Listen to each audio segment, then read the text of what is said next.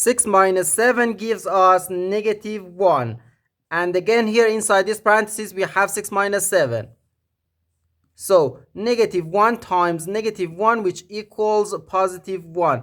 But this answer is not correct, because according to the rule of operations, first we have to do parentheses, then exponents, then multiplication or division, and finally addition or subtraction. Remember that multiplication and division have equal priority and we have to work from left to right.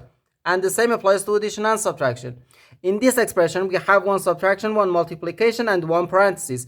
Inside this parenthesis, we have one subtraction. Here we have a multiplication, because in mathematics, when a number is placed next to parentheses, it means multiplication, and we usually don't write the multiplication sign for brevity.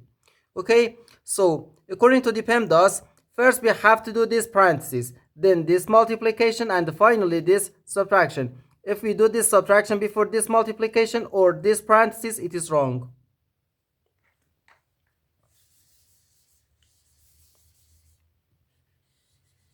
So first we have to do this parenthesis. Inside this parenthesis we have 6 minus 7, which equals negative 1. So 6 minus 7 times negative 1. Now we have one subtraction and one multiplication. According to the PEMDAS, multiplication has higher priority than subtraction, because multiplication comes before subtraction. So here first we have to do this multiplication. Negative 7 times negative 1 gives us positive 7. So 6 plus 7, which equals 13. And this is our final answer to this problem.